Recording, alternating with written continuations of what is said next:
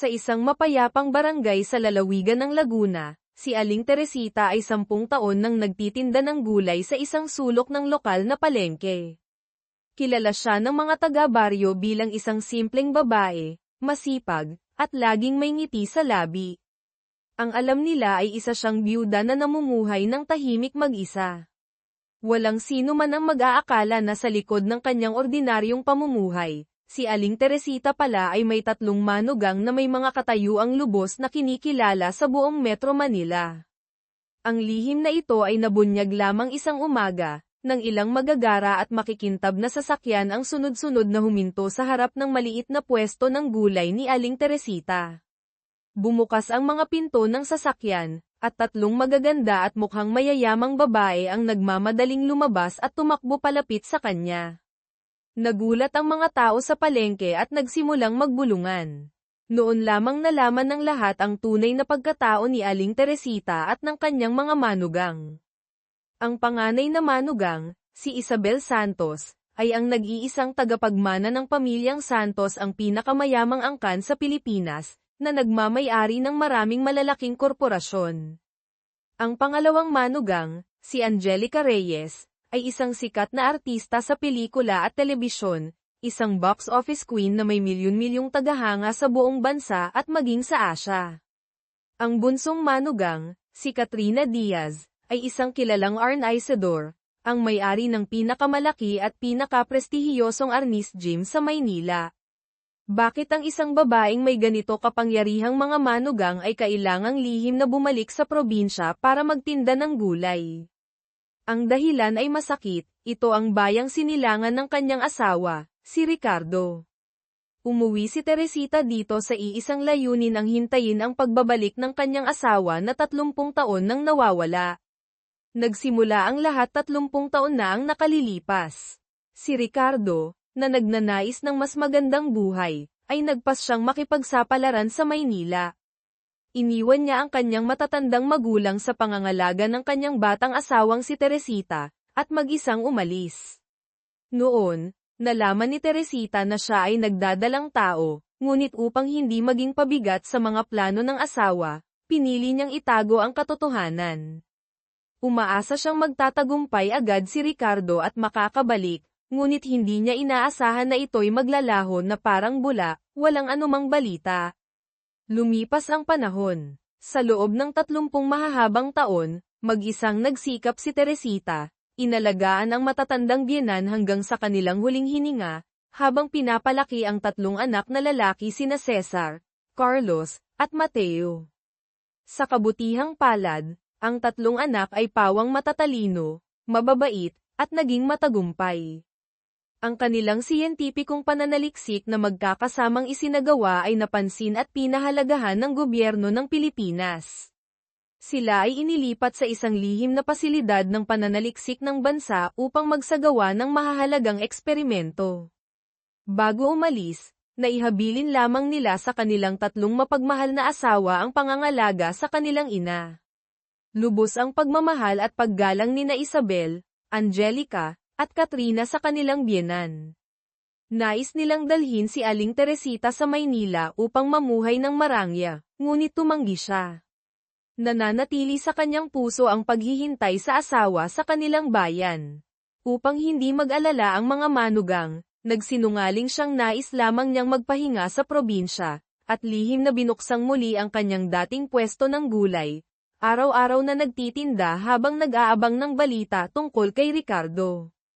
Noong umagang iyon, habang ang 3 manugang ay bal-isang naghahanap sa kanilang nanay dahil hindi makontak, tumawag ang kapitan ng barangay kay Aling Teresita.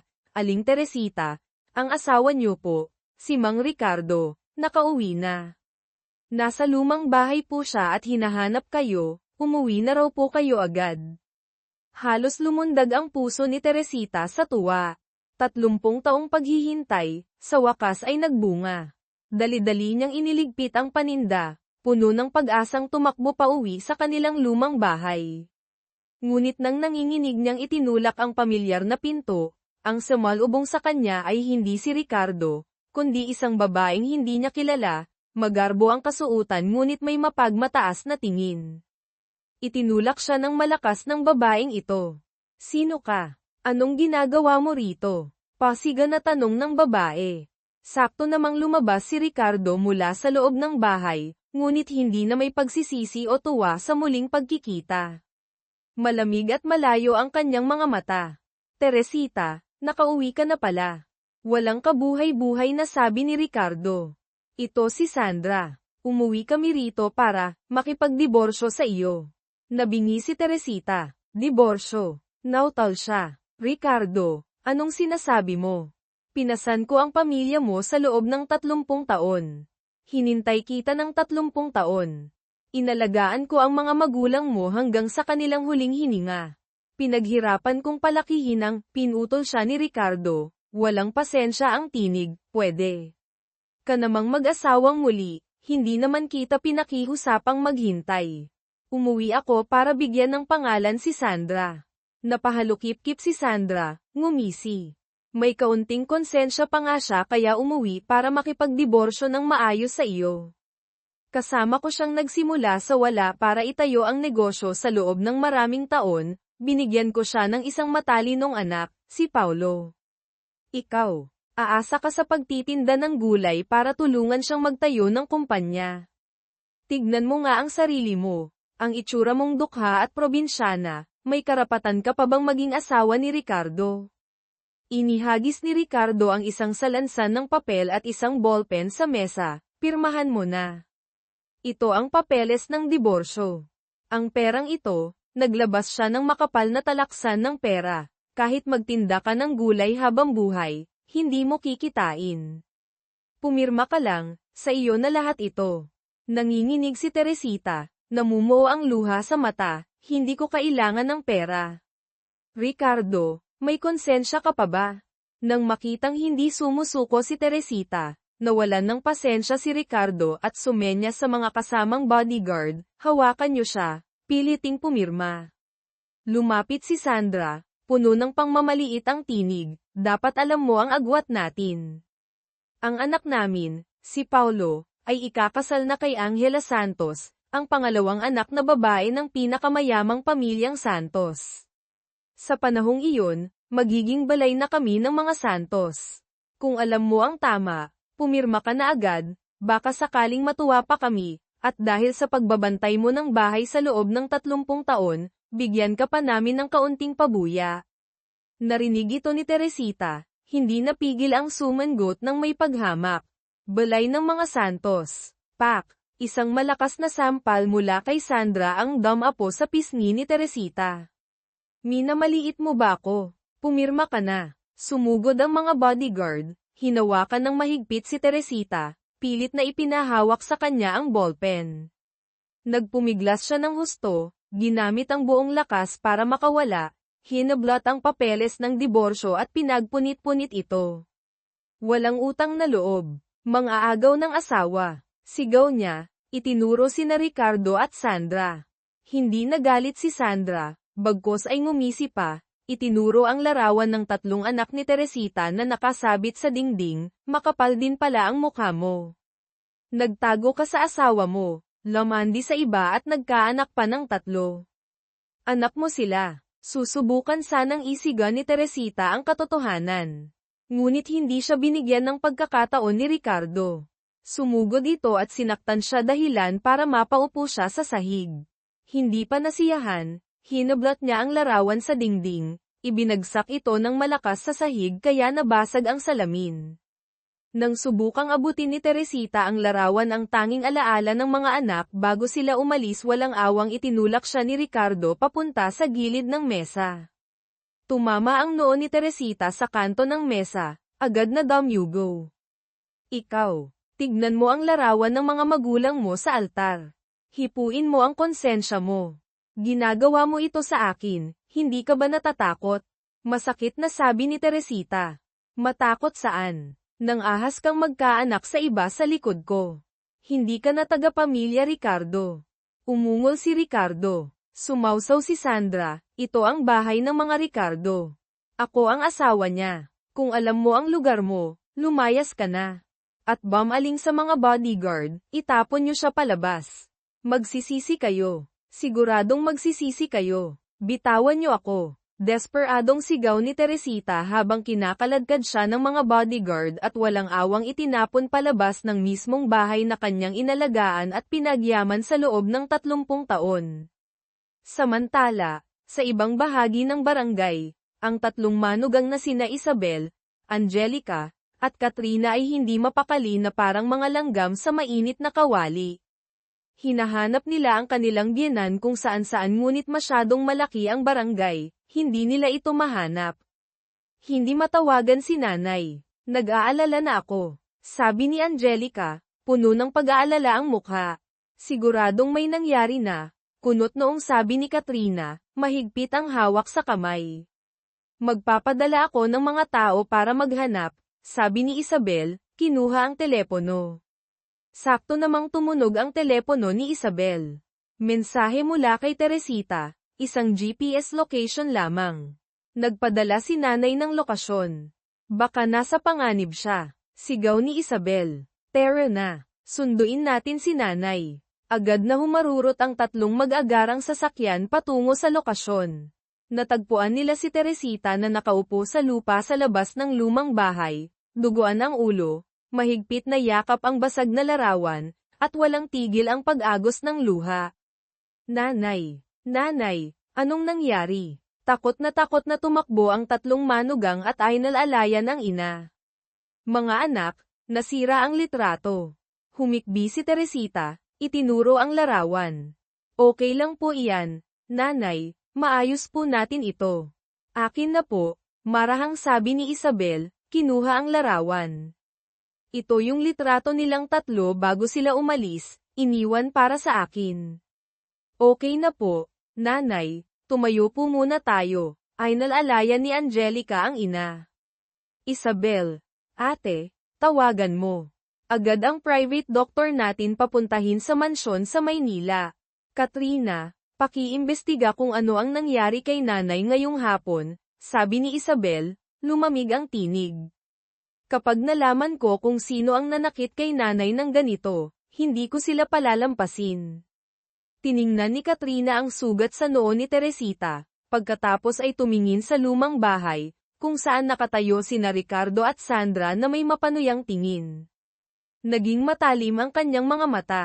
Sila, kilala mo sila? Nagulat si Angelica. Tumingin ng mas maigi si Isabel. Diyos ko, ang kapatid kong si Angela, hindi ba't ikakasal siya sa anak nila? Sila ang magiging biyenan ni Angela. Kahit pabiyenan sila ni Angela, hindi nila pwedeng apihin si nanay. Galit na sabi ni Angelica. Tama, mariing sabi ni Katrina. Kung gayon, mag-oorganisa tayo ng isang malaking welcome party para kay nanay sa Maynila. Ipakikilala natin siya sa lahat. Tignan natin kung sino pa ang mangangahas na apihin siya sa Maynila. Gawin natin iyan, ate, sang-ayon ni Isabel. Tinawagan ni Isabel ang kapatid na si Angela. Angela, ate mo ito. Ate Isabel, bakit po kayo napatawag? Umuwi na ng Maynila si Nanay Teresita ko. Yung biyenan ko na madalas kong ikwento sa iyo. Talaga po, sa wakas pumayag na siyang umuwi. Oo nga, balak kong mag-organisa ng welcome party para sa kanya bukas ng gabi sa Peninsula Hotel. Hindi ba't ikakasal ka na? Isama mo na rin ang pamilya ng mapapangasawa mo para makilala ko sila. Sige po, sasabihin ko po agad sa magiging biyenan ko para makapaghanda sila. Sa bahay ni na Ricardo at Sandra. Bakit anak? Tanong ni Sandra nang makitang masigla si Paulo matapos makipag-usap sa telepono. Ma, pa, sabi ni Ate Isabel ni Angela, iniimbitahan daw tayo sa party niya bukas ng gabi. Gusto raw niya kayong makilala.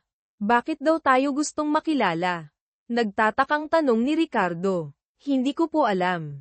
Pero si Ate Isabel ang tagapagmana ng Santos Corporation, at si Angela ang pangalawa. Lahat ng meron si Angela ngayon ay galing kay Ate Isabel. Siyempre, kailangan muna nating makilala siya.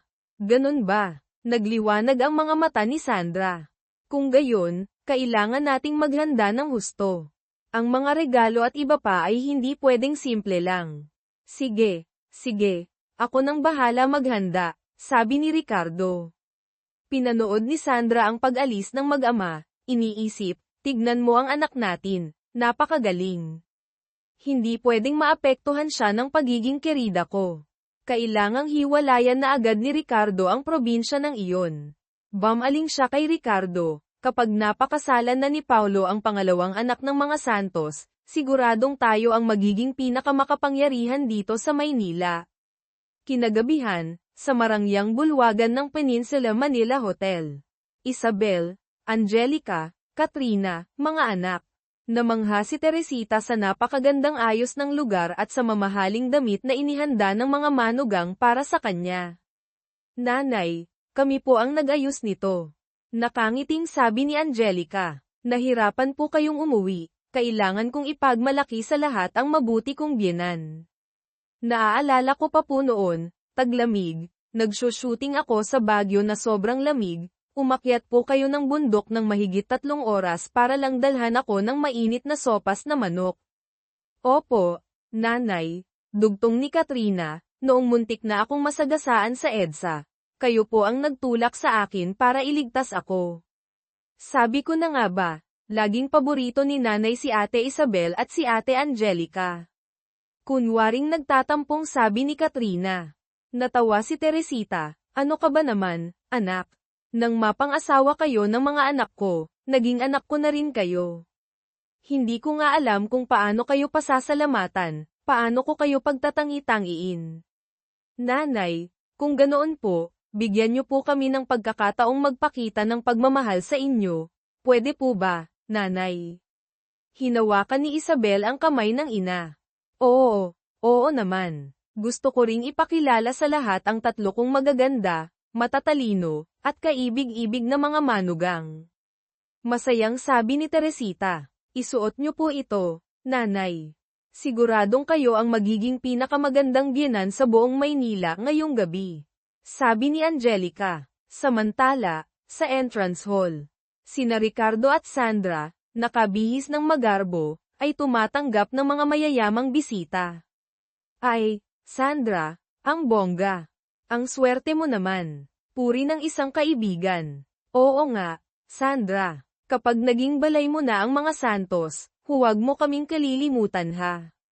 Haha, syempre naman.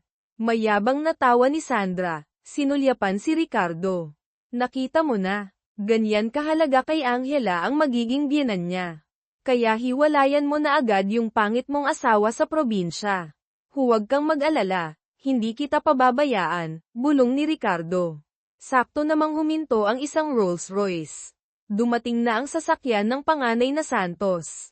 Sigaw ng isang tao. Nandyan na ang ate ni Angela. Tuwang-tuwang sabi ni Sandra. Mahal, buksan mo ang pinto ng sasakyan.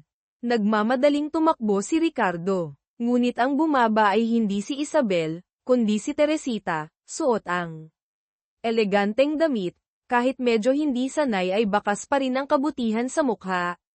Bakit ikaw? Natigilan si Sandra. Anong ginagawa mo rito? Oo nga, sa ganitong kagarbong lugar, nangangahas ka pang pumunta. Gulat din si Ricardo. Siyempre, nandito ako para dumalo sa salo-salo, kalmadong sagot ni Teresita. Sandra, sino siya? Tanong ng isang mausisang bisita. Ngumisi si Sandra, ipakikilala ko sa inyo. Ito ang probinsya ng asawa noon ni Ricardo, yung nagtitinda ng gulay sa palengke.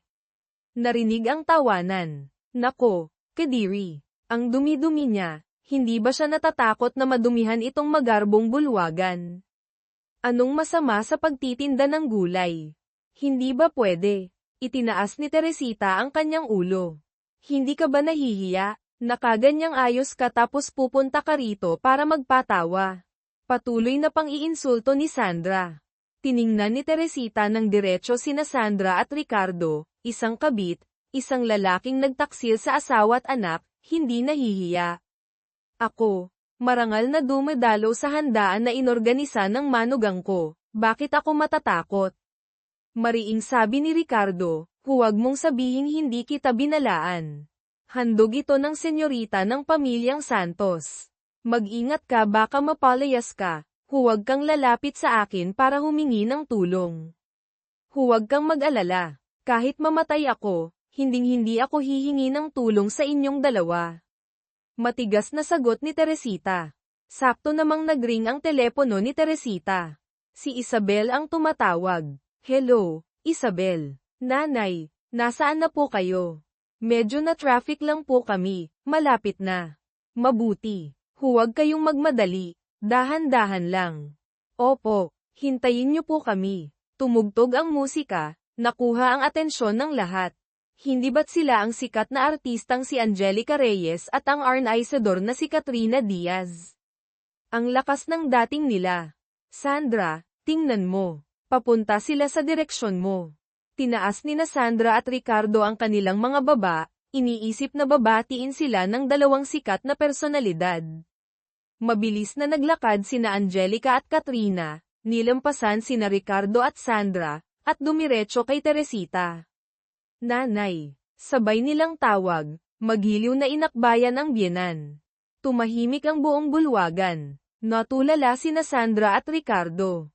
Ikinagagalak kong ipakilala sa inyong lahat, kinuha ni Angelica ang mikropono, ang kanyang matamis na tinig ay umalingaw-ngaw, ang babaeng ito, ay ang aming pinakamamahal na biyenan, si Aling Teresita. Sumunod si Katrina, malakas ang tinig, sino mang manggahas na walang galang sa aking biyenan, ay kalaban ni na Angelica Reyes at Katrina Diaz. Ano? Biyenan? Nautal si Sandra. Siya ang biyenan ng sikat na artista at ng Arnaizador. Bulungan ng mga bisita. Hindi pa rin makapaniwala si Sandra. Huwag mong isipin na dahil nakasuot ka ng ibang damit ay may tatago mo na ang pagiging dukha mo. Dukha ba ako? Kilala ko ang babaeng ito. Turo ni Sandra kay Teresita, malakas na sinabi sa lahat. Ito ang dating asawa ng mister ko. Nagtitinda ng gulay sa palengke. Oo nga pala, noong kasal pa sila ng mister ko, lamandi siya sa iba, nagkaanak ng 3 bastardo. Ano? May anak sa labas. Tignan mo nga naman, walang kahihiyan. Tumahimik ka, huwag kang magsalita ng kasinungalingan dito.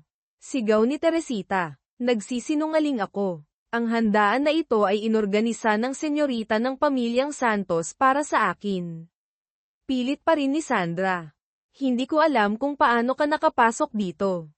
Mga gwardya, itapon niyo siya palabas. Anong ginagawa niyo? Bitawan niyo ako. Ako ang biyenan ng senyorita ng pamilyang Santos. Hinawakan si Teresita ng ilang gwardya. Sandali, isang makapangyarihang tinig ang narinig mula sa pinto.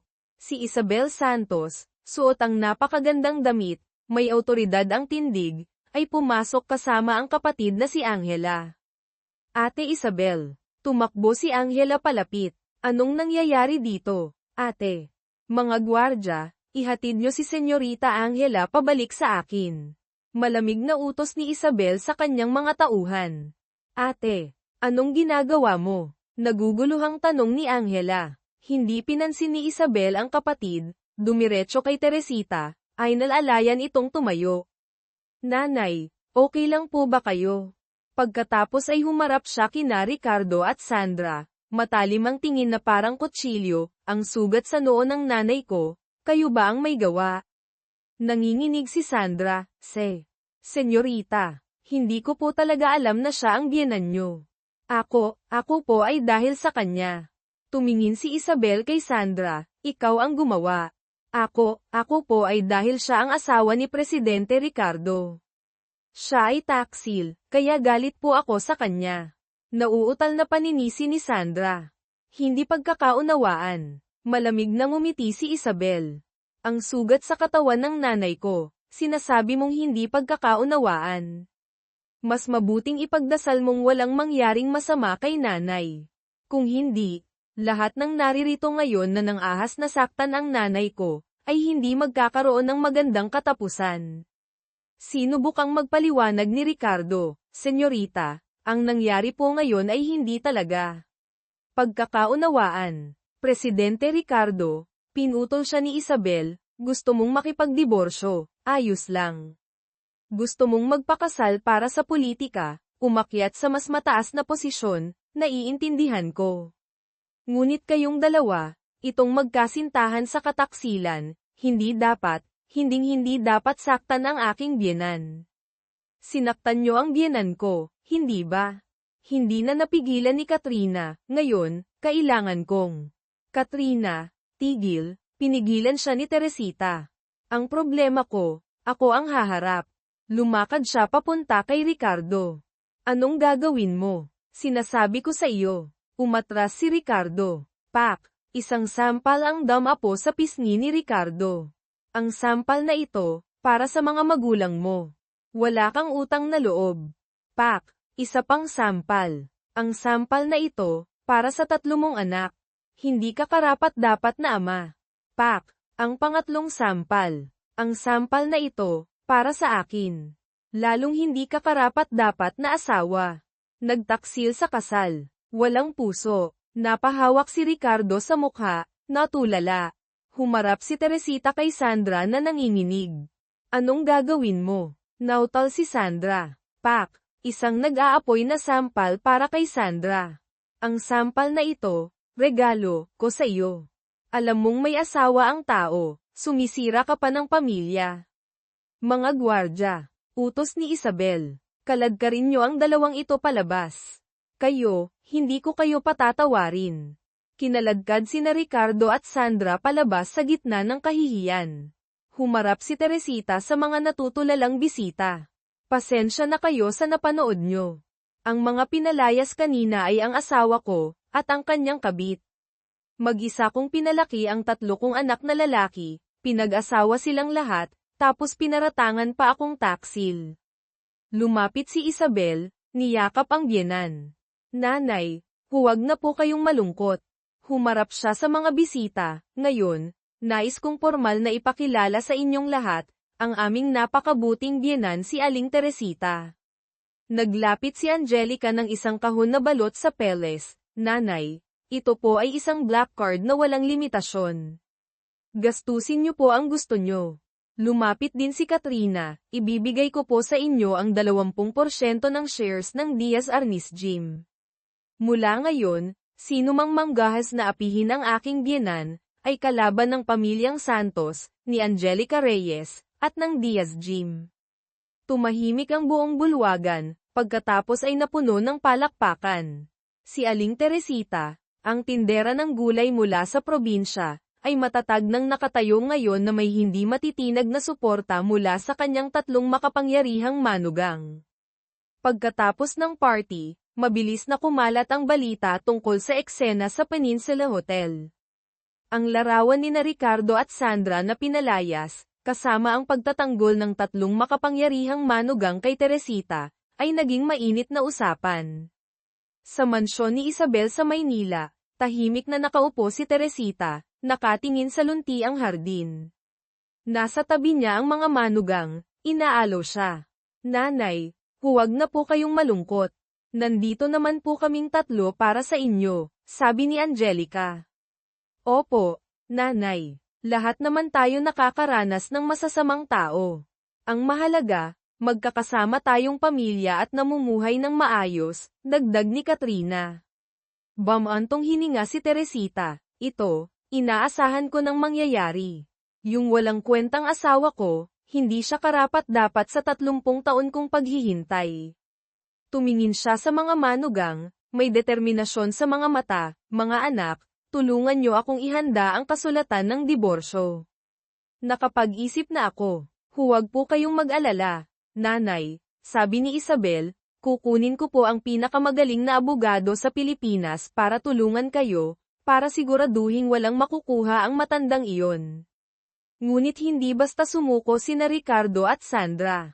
Makalipas ang ilang araw, nagpunta sila sa mansyon.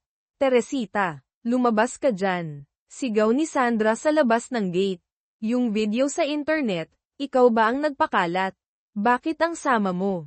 Kumalat yung video. Paano nahaharap sa tao si Paulo namin dito sa Maynila? Lumabas si Teresita kasama ang mga manugang. Hindi ako naparito para panoorin ang pagmamahalan ng pamilya mo. Direktang sabi ni Ricardo. Teresita, magdiborsyo na tayo.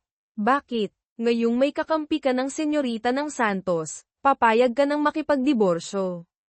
Minamaliit mo na ako. Mapait na ngumiti si Teresita. Mas kasuklam-suklam ka pa sa inaakala ko, dagdag niya. Kasuklam-suklam. Yung anak na isinilang mo, kahit mapang-asawa pa niya ang senyorita, artista, anak mo pa rin. Sino ba talaga sa atin ang kasuklam-suklam? Pangangatwiran ni Ricardo. Ano pa ang silbi ng pag-uusap tungkol dito? Kahit anong sabihin ko, hindi ka maniniwala. Naniniwala lang ako sa nakikita ng mga mata ko. Kung gayon, pumirma ka na, huwag ka nang magsalita pa. Inihagis ni Ricardo ang kasunduan sa diborsyo, na inihanda ng abogado ni Isabel, tinitiyak ang lahat ng karapatan ni Teresita, sa mesang bato sa labas. Kinuha ni Teresita ang ballpen at buong tapang na pumirma. Sige, makakaalis na kayo. Umalis. Sa tingin ko, kayo ang dapat umalis. Sigaw ni Sandra. Yung lumang bahay sa Laguna, matagal nang ipinangalan sa akin ng mga biyenan ko. Ito ay malinaw na kasinungalingan. Teresita, hiwalay na nga, aagawin mo pa ang ari-arian. Hindi ka ba nahihiya? Hirit ni Ricardo. Hoy, nandito kami, gusto nyong apihin ang biyenan ko. Humakbang si Katrina sa harap. Mga gwardya, itapon nyo ang dalawang ito palabas. Agad na kumilos ang mga gwardya ni Isabel, walang pakundangang itinaboy sina Ricardo at Sandra palabas ng gate ng mansyon. Dahil hindi nakuha ang bahay sa ganoong paraan, nakaisip ng ibang plano si Ricardo. Pinuntahan niya ang kanyang kapatid na si Jose, na nakatira pa rin sa Laguna. Kuya Jose, tawag ni Ricardo. Ricardo, bakit ka na parito? Nagulat si Mang Jose. Nabalitaan kong nakauwi ka na raw. Opo, kuya. Naparito po ako dahil sa lumang bahay ni Naitay at Inay. Yung lumang bahay. Nabalitaan kong ang malapit ng i-demolish yun. Malaki raw ang bayad, hindi ba? Opo, kuya. Pero, nagkunwaring nalulungkot si Ricardo. Yung bahay na yun, hiwalay na kami ni Teresita. Pero yung babaeng yun, niloko niya si Naitay at Inay noong mahina na sila, pinalitan niya ang pangalan sa testamento para mapunta sa kanya. Si Sandra, nakasama ni Ricardo, ay sumingit, kuya, pinalayas pa kami ng masamang babaeng iyon sa bahay. Hindi niyo po pwedeng pabayaan ito. Kuya, tulungan niyo lang akong mabawi ang lumang bahay, hahatian ko kayo sa perang makukuha. Pang-uudyok ni Ricardo, si Mang Jose, na may kaunting hindi pagkagusto kay Teresita noon pa dahil itinuturing niya itong tagalabas, nang marinig ang tungkol sa pera, ay tumango agad, sige. Ganyan ang usapan. Bukas ay anibersaryo ng pagkamatay ni Naitay at Inay, dalhin mo ang asawa at anak mo sa harap ng altar ng mga ninuno, tatawagan ko rin si Teresita, para magkausap ng maayos. Kinabukasan, sa maliit na kapilya ng angkan ng mga Ricardo sa Laguna, kung saan nakalagay ang mga larawan at plaque ng mga magulang ni Ricardo. Natanggap ni Teresita ang mensahe ni Mang Jose, kahit ayaw niya, dahil sa respeto sa nakaraan, pumunta pa rin siya. Pagpasok niya, naroon na sina Ricardo, Sandra, at Kuya Jose na naghihintay. Itay, Inay, ang suwail niyong anak na si Ricardo ay nagdala ng pamilya para dumalaw sa inyo. Nagkunwaring taimtim na nagsindi ng kandila si Ricardo. Ginaya siya ni Sandra, tinitigan si Teresita ng may hamon. Kuya Jose, bati ni Teresita. Dumating ka pala, Teresita, malamig na sabi ni Mang Jose. Ngayong hiwalay na kayo ni Ricardo, hindi ka na taga-pamilya Ricardo. Ibalik mo na ang lumang bahay sa amin. Kaya pala, ang lumang bahay ang habol nyo, naunawaan ni Teresita. Pag-aari iyon ng pamilya Ricardo. Sabi ni Ricardo. Tiningnan ni Teresita si Ricardo ng diretso, Ricardo, noong nabubuhay pa sina Itay at Inay, hanggang sa huli nilang hininga, hinintay ka nila. Pero ikaw, mag-isa kang nagpakasarap sa labas, nagkapamilya, naisip mo ba ang matatanda mong magulang dito? Ako, hindi makasagot si Ricardo. Kaya ipinagkatiwala nila sa akin ang lumang bahay. Giit ni Teresita. Ikaw, isang babaeng lamandi sa iba, Nagkaanak ng 3 bastardo, gusto mo pang manahin ang ari-arian ng mga Ricardo. Sigaw ni Sandra. Huwag mong bastyusin ang mga anak ko. Galit na sabi ni Teresita. Bastyusin. Kuya, tingnan mo. Ito ang 3 bastardong iyon. Turo ni Sandra sa larawang laging dala ni Teresita, ang kopya na pinaayos ni Isabel. Tiningnan ni Mang Jose ang larawan, pagkatapos ay si Teresita, Kuya. Huwag mo akong tawaging kuya, hindi ako karapat-dapat. Noon akala ko anak ni Ricardo ang 3 bata, noong mahirap pa kayo, tinutulungan ko pa kayo paminsan-minsan. Hindi ko akalaing tumutulong pala ako sa 3 bastardo. Kuya, hindi po totoo iyan. Pilit na paliwanag ni Teresita.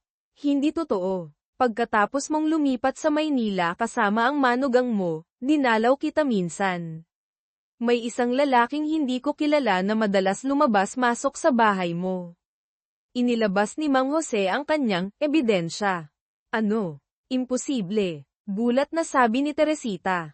Mabuti na lang at maingat ako, nakuhanan ko ng litrato. Ipinakita ni Mang Jose ang kanyang telepono. Tiningnan ni Teresita ang screen. Ito, hindi ba't ito ang Katie wala na kinuha ni Isabel? Ano ang mapapatunayan ng isang litrato?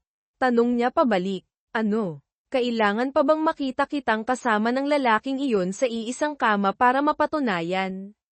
Pang-uuyam ni Ricardo. Asawa. Dahil sa lumang bahay, dinudungisan mo ang pangalan ko, nagsisinungaling ka tungkol sa akin. Tao ka pa ba? Humarap si Teresita kay Mang Jose. Nagsisinungaling tungkol sa iyo. Malinaw na ikaw ang nangaliwa, nagkaanak pa ng 3 bastardo. Ngayon, ako pa ang sinisisi mo. Pangangatwiran ni Mang Jose. Babaeng mabaho, huwag ka nang magmatigas. Sigaw ni Ricardo. Ang lalaki sa litrato ay Katie wala na kinuha ng manugang ko. Madali lang itong imbestigahan. Ganun ba? Kung kaya mo, tawagan mo siya para magkaharap tayo. Hamon ni Sandra. Walang ibang nagawa si Teresita kundi tawagan. Ang Katie wala ni Isabel. Hello, Ginoong Reyes. Nandito po ako ngayon sa kapilya ng mga Ricardo sa Laguna. Pwede po ba kayong pumunta rito sandali? Sa kabilang linya, narinig ni Isabel ang tawag. Katie wala Reyes. Nasa kapilya ng mga Ricardo si nanay. May problema ba? Agad niyang tinawagan sina Angelica at Katrina. Tara, punta tayo sa kapilya ng mga Ricardo sa Laguna agad. May problema si nanay. Samantala, sa kapilya. Ano? Hindi matawagan. O hindi nangangahas tumawag. Ngumisi si Sandra. Pinilit ni Ricardo si Teresita. Sayang lang ang tiwala ko sa iyo sa loob ng maraming taon. Kung gusto mong patunayan na malinis ka, pauwiin mo ang 3 bastardong iyon dito, magpa-DNA test tayo. Hindi pwede. Ginagampanan nila ang tungkulin para sa bayan, sikreto iyon, hindi sila pwedeng umuwi. Sabi ni Teresita, haha, tigilan mo na, maloloko mo ang iba sa sinasabi mong iyan. Tawang pang-iinsulto ni Mang Jose. Ang paggawa ng siyentipikong pananaliksik ay nangangailangan ng malaking pera. Huwag mong sabihin sa akin na sa pagtitinda mo ng gulay ay napalaki mo ang 3 siyentipiko. Teresita, humanap ka ng paraan para patunayan ang iyong sarili. Sabi ni Mang Jose, mga tauhan, paupuin niyo siya sa harap ng altar ng mga ninuno, para magsisi siya sa kanyang mga kasalanan. 2 tauhan ni Mang Jose ang lumapit para hawakan si Teresita. Tigil. Isang sigaw ang umalingaw-ngaw mula sa pinto. Si Katrina Diaz ay dumating kasama ang isang grupo ng mga estudyante mula sa Diaz Arnis Gym na nakauniporme. Sumunod sina Angelica at Isabel. Nanay, okay lang po ba kayo? Tumakbo ang 3 manugang palapit kay Teresita. Naabala ko na naman kayo. Nahihiyang sabi ni Teresita. Nanay, iisa lang tayong pamilya. Anong abala doon? Sabi ni Angelica. Tiningnan ni Katrina ang grupo ni na Ricardo at Jose, lahat ng ito ay mga disipulo ng Diaz Arnis Gym. Ngayon, gusto kong makita kung sino ang mangangahas na apihin ang nanay ko. Katrina. Nautal si Mang Jose. Tiningnan ni Isabel si Ricardo ng diretso, Kung hindi ko lang iginagalang na kayo ang ama ng aking asawa, dahil sa paulit-ulit niyong pang-aapi kay nanay, matagal ko na kayong hindi pinakitaan ng respeto. Tama, hiwalay na si nanay sa inyo. Ano pa ang gusto nyo? Tanong ni Angelica. Senyorita Santos, mga senyorita, sinubukang kumalma ni Mang Jose. Kahit na kayo ay mula sa mga kilalang pamilya sa Maynila, nagkakamali kayo. Kami ni Teresita ay walang anak. Ricardo, noong umalis ka, buntis na ako. Isinigaw ni Teresita ang katotohanan. Ayaw lang ni inay na maging pabigat sa iyo ang mga bata kaya hindi niya sinabi. Huwag kayong maniwala sa kanya. Hinayla ni Sandra ang braso ni Ricardo. Nakalimutan mo na ba ang mga duda mo kanina? Sinasabi niya iyan para agawin ng tatlong mayayamang babaeng iyan ang ari-arian natin. Ari-arian. Mapait na ngumiti si Isabel. Ang yaman ng Santos Corporation, ang kinikita ni Angelica Reyes, pati na ang buong Diaz Gym, sa tingin nyo ba papansinin ni nanay ang kakarampot na pera niyan? Nanay, tara na po, umuwi na tayo. Sabi ni Isabel. Hindi ka pwedeng umalis. Hinarang ni Ricardo. Tiningnan niya si Teresita, may kalkulasyon sa mga mata. Sige, kung gusto mong maniwala ako na anak ko ang tatlong iyon, kung gayon, sa harap ng altar ng mga ninuno ng pamilya Ricardo, isumpa mong hindi ka kailanman maghahabol sa ari-arian ng mga Ricardo, kasama na ang lumang bahay. Malinaw na isa itong patibong, ngunit pagod na si Teresita. Gusto na lamang niyang tapusin ang lahat. Sige, kaya kung sumumpa, ngunit tumingin siya kay Ricardo, nagpatuloy, pero mayroon din akong isang hiling. Anong hiling? Sa harap ng altar ng mga ninuno ng pamilya Ricardo, kailangan mo ring sumumpa. Sampain mong mula ngayon, ikaw at ang tatlo kong anak sina Cesar, Carlos, Mateo ay wala ng anumang relasyon bilang mag-ama. Ano namang relasyon ko sa mga bastardong iyon? Mapait na ngumiti si Ricardo, walang pag-aalinlangang itinaas ang kamay. Ako, si Ricardo, ay nanunumpa sa harap ng mga ninuno, na mula ngayon, ako at ang tatlong batang iyon ay wala ng anumang relasyon. Kung hindi ko tutuperin, parusahan nawa ako ng langit. Napapikit si Teresita, isang patak ng luha ang gamulong sa kanyang pisngi. Mga anak, ang ganitong uri ng tao, hindi karapat-dapat na maging ama ninyo. Minulat niya ang mga mata, tiningnan si Ricardo, Ricardo, kung darating ang araw na malaman mo ang katotohanan, sana huwag kang magsisi. Hinding-hindi ako magsisisi, buong tiwalang sagot ni Ricardo. Sige, hindi mo pa rin ako pinaniniwalaan, sabi ni Teresita, puno ng pait ang tinig. Humarap siya kay Mang Jose, nasaan ang kasulatan ng paglilipat ng pagmamay-ari ng lumang bahay. Ibigay mo sa akin. Tuwang-tuwang iniabot ni Mang Jose ang papel na nakahanda na. Kinuha ito ni Teresita, ngunit sa halip na pumirma, pinagpunit-punit niya ito. Ikaw, nagulat sina Ricardo, Sandra, at Jose. Gusto niyo ba talaga ang lumang bahay? Tiningnan sila ni Teresita, sinasabi ko sa inyo, hindi ako pipirma. Ang lumang bahay, sa testamento ni na itay at inay mo, malinaw na nakasulat, ang tagapagmana ay ako, si Teresita. Gusto niyong bawiin ang salita. Subukan niyong pigilan akong umalis dito ngayon. Bitawan niyo ako, sigaw ni Mang Jose nang hawakan siya ng mga disipulo ni Katrina. Ngayon, kahit ayaw mong pumirma, pipirma ka. Sumugod si Ricardo, ngunit siya at ang mga tauhan ni Jose ay walang laban sa mga bihasang arnaisador. Nanay, tara na po. Ay nalalaya ni Isabel si Teresita. Ang tatlong manugang kasama ang mga arnaisador ay umalis, iniwan ang tatlong sakim na galit na sumisigaw sa kawalan ng magawa. Pagkatapos ng mga kaguluhan, nagpa siya si Teresita na mamuhay para sa sarili. Buong puso siyang sinuportahan ng kanyang mga manugang. Dinala nila siya sa spa, namili ng mga damit, at higit sa lahat, tinupad ang isang lihim na pangarap niya, ang magkaroon ng magandang photoshoot na parang pangkasal, isang bagay na hindi niya naranasan. Pero, wala naman akong groom. Nag-aalangang sabi ni Teresita. Sino po bang nagsabi na kailangan ng dalawa sa wedding photo, nanay? Mapaglarong ngumiti si Angelica. Kayo po ang pinakamagandang bida. Opo, nanay. At saka, lahat ng hindi nyo naranasan noong kabataan nyo, pupunan po naming lahat ngayon. Sabi ni Isabel. Sa isang marangyang photo studio, sa unang pagkakataon ay isinuot ni Teresita ang isang puting damit pangkasal. Namangha siya sa kanyang refleksyon sa salamin, isang babaeng may taglay pa ring ganda sa kabila ng mga pinagdaanan. Sa kasamaang palad, sakto namang dumating din sa studio na iyon sina Ricardo at Sandra para magpa-picture ng pambawi nilang kasal. Nang makita si Teresita na napakaganda sa damit pangkasal, sumiklab ang selos ni Sandra. Ikaw, mga agaw. Alam mong magpapapicture kami ni Ricardo dito, nang ahas ka pang pumunta rito para manggulo. Sumugod si Sandra para gumawa ng eksena. Ngunit sa pagkakataong ito, hindi natinag si Teresita. Kalmado niyang tiningnan si Sandra, ginang Sandra, kung may sakit ka, magpagamot ka, huwag mong kung sino-sino ang kinakagat. Nandito ako para sa sarili kong photoshoot, walang kinalaman sa inyo.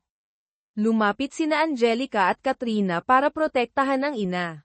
Huwag nyo na pong pansinin sila, nanay. Ngumiti po kayo ng maganda. Sabi ni Angelica, hinayla ang ina papunta sa ibang set.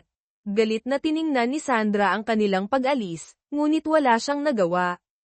HMP. Porket may mayayaman lang siyang manugang. Hintayin mong mapakasalan ng anak ko si Angela Santos, ipapahiya kita. Ngunit hindi na kailanman nagkaroon ng pagkakataon si Sandra. Lihim na kumilos si Isabel. Ipinadala niya ang lahat ng ebidensya ng masamang ugali ni na Ricardo at Sandra, kasama ang kwento ng pagdurusa ni Teresita, sa kapatid niyang si Angela at sa kanilang ama, ang presidente ng Santos Corporation. Matapos pag-aralan ang lahat, nagpa siya ang pamilyang Santos na kanselahin ang kasal ni na Angela at Paulo. Inutusan din ni Isabel ang kanyang pinagkakatiwalaang assistant, hello, kanselahin ang lahat ng business partnership sa kumpanya ni Ricardo. At maglabas ng anunsyo, sino mang makipagtulungan kay Ricardo mula ngayon ay kalaban ng Santos Corporation. Ang desisyon ng pamilyang Santos ay parang isang malakas na suntok sa karera ni Ricardo. Sunod-sunod na kinansela ng mga kasosyo ang kontrata, sabay-sabay na naningil ang mga bangko, at natigil ang mga proyekto. Mabilis na bumagsak ang kumpanya ni Ricardo, nagdeklara ng pagkalugi sa loob lamang ng ilang linggo. Lahat ng ari-arian ni na Ricardo at Sandra, kasama ang bahay nila sa Maynila, ay sinamsam ng korte para pambayad utang.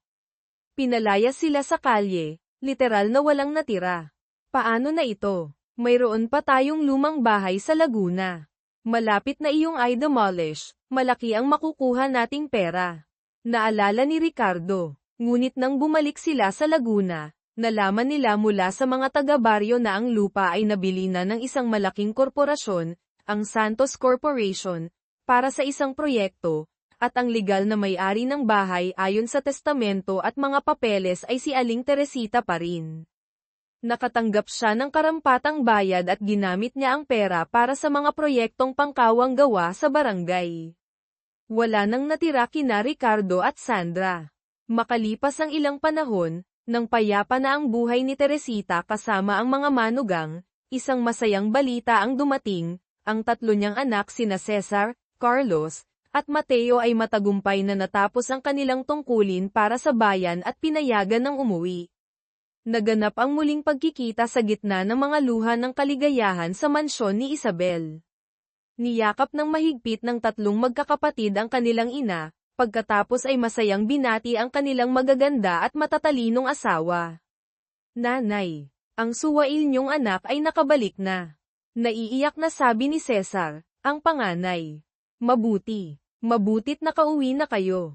Tumayo kayo't hahayaan niyo akong tignan kayo. Umiiyak sa tuwa si Teresita. Sakto, namang nagsasaya ang pamilya, isang gasguzing anino ang lumitaw sa labas ng gate. Si Ricardo iyon. Nabalitaan niyang nakauwi na ang mga anak ni Teresita. Cesar, Carlos, Mateo, mga anak, Pilit na sumisigaw si Ricardo. Si papa niyo ito. Ako ang papa niyo. Hinarang siya ng kitiwalang si Reyes.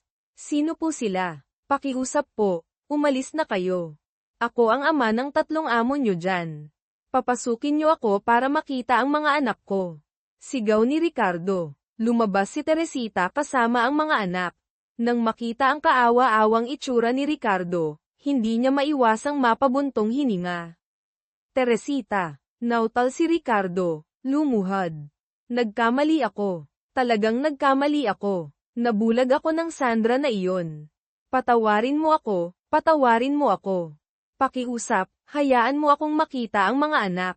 Umalis ka na. Ayoko nang makita ka pa, malamig na sabi ni Teresita. Teresita, isa akong walang kwentang tao.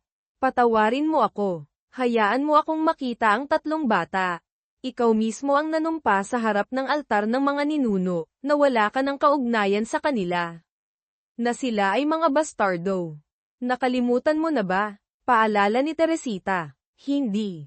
Ako, naloko ako. Akala ko nagkaanak ka sa iba. Kasalanan ko. Pakiusap. Umalis ka na. Hindi ko pwedeng hayaang makita mo ang mga bata.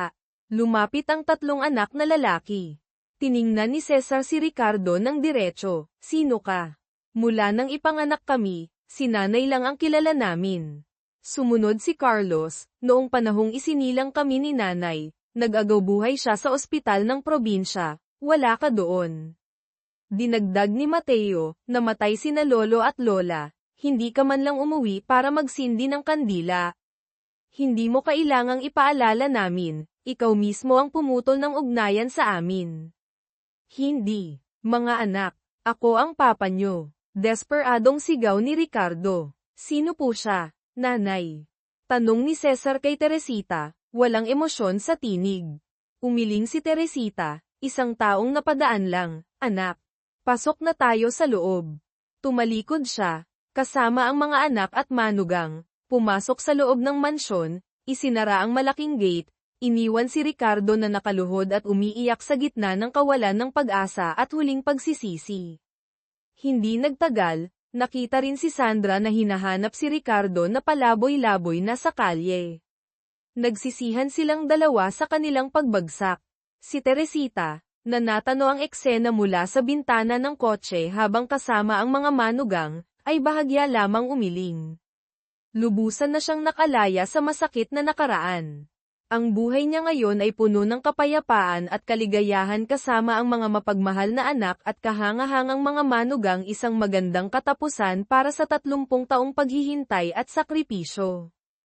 Ang unang ginawa ni Mateo pagkatapos niyang muling mabuhay ay ang sampalin ng malakas ang kapatid niyang si Benjo, pagkatapos ay buong tapang na idineklara ang pagputol ng ugnayan sa kanilang mga magulang at umalis ng bahay na walang ni isang kasing. Lumalabas na sa nakaraang buhay, ang mabait na si Mateo ay nagbabala kay Benjo na huwag galawin ang mga isda sa palaisdaan na may senyales ng pagkapanes. Ngunit, hindi nakinig si Benjo, nagkunwari pa itong kaawa-awa nang dumating ang mga taga-barangay para magtanong tungkol sa malawakang pagkamatay ng mga isda, at pinaratangan si Mateo na naglagay ng antibiotic sa pagkain ng isda.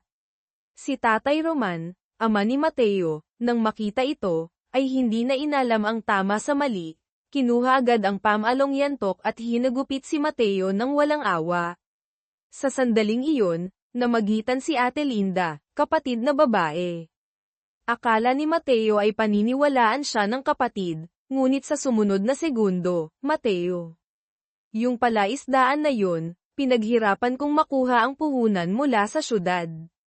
Sinira mo ang lahat. Proyekto yun para umasenso ang mga kababayan natin. Kasalanan ko na hindi kita nabantayang mabuti.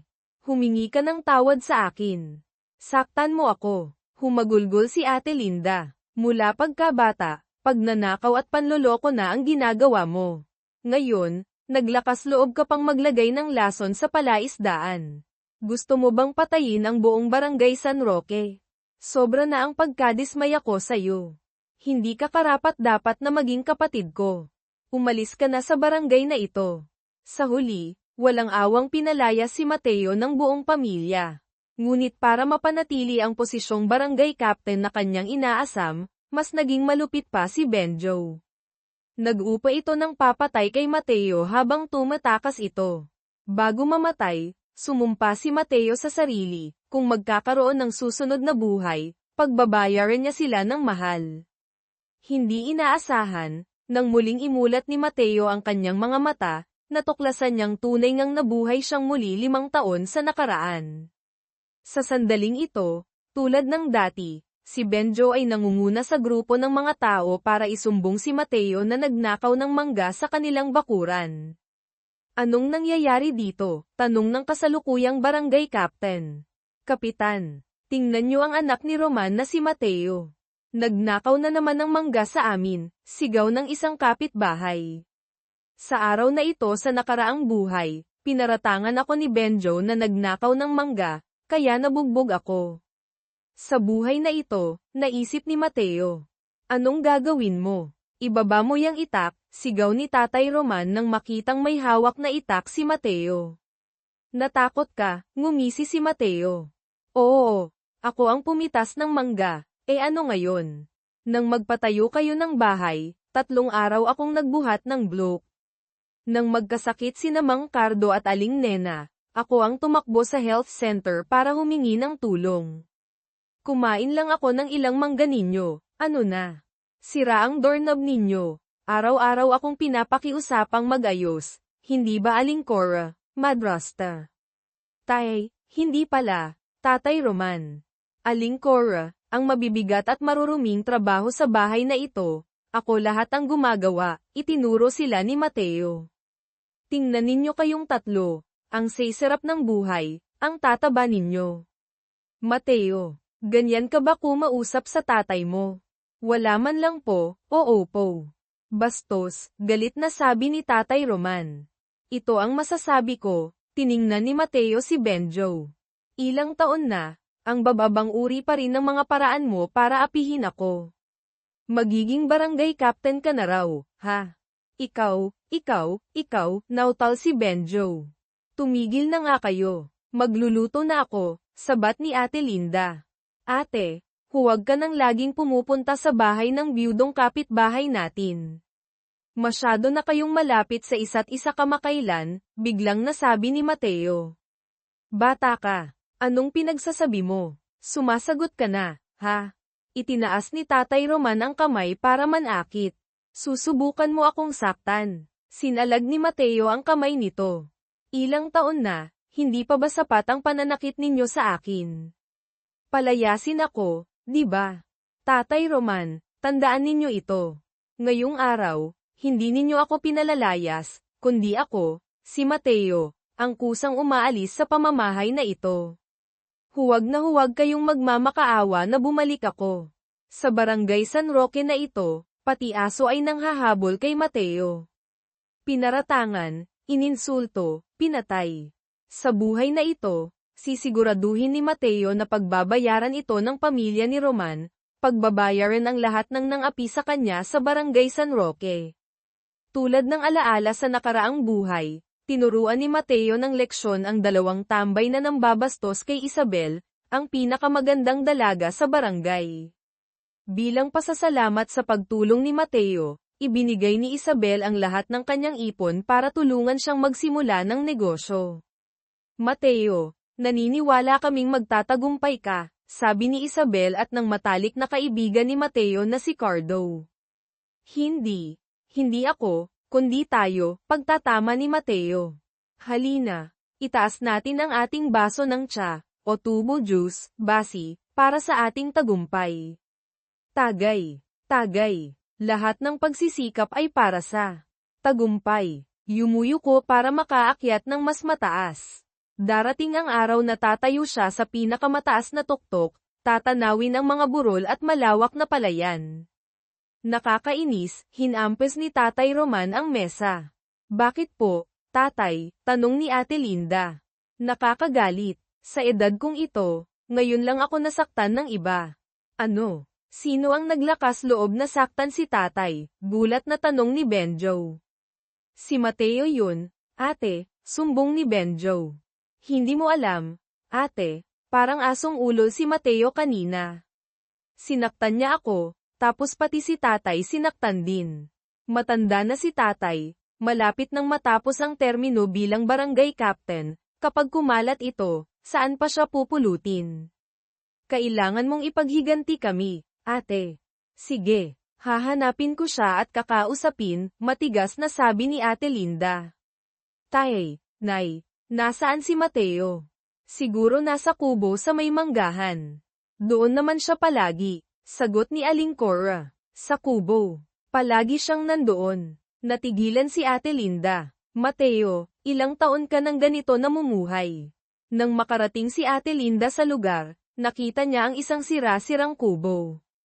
Ang gulo naman nito, bahay pa ba to? Sumunod si Benjo, nakasimangot. Gusto mo, ako na maglinis. Ang dumi, sabi ni Aling Cora. Benjo, trabaho yan ni Mateo. Hintayin nating bumalik siya para siya ang gumawa ng lahat. Sa tingin ko, hindi na babalik si Mateo, sabi ni Benjo. Hindi na babalik, hayaan siyang mamatay sa gutom. Tandaan ninyo, bago matapos ang gabing ito, siguradong babalik yan para humingi ng tawad. Pagdating niya, walang sino man sa inyo ang magpapatawad sa kanya, utos ni Tatay Roman. Tatay, nanay, kailan ba kayo nagmalasakit kay Mateo? Mayroon ba sa inyo na nakapunta na sa kubo na ito? Lugar ba yan ng tao? Naisip ni Ate Linda, puno ng pagkalito ang puso. Ang unang hakbang sa pagnenegosyo ay ang pagbili ng ani. Bumili ng mura, ibenta ng mahal, kumita ng unang malaking pera. Pero dati, si Benjo ang namimili ng mangga, nag-aalalang sabi ni Cardo. Tsaka, gaano kalaking puhunan ang kailangan dito? Ang barangay natin ay may mga 30 ektaryang manggahan, kalkula ni Mateo. Taon-taon, nakakaani tayo ng mga 120 toneladang sariwang mangga. Kung ang presyo dati ay 20 piso kada kilo, kailangan natin ng puhunan ng mga 2.4 milyong piso,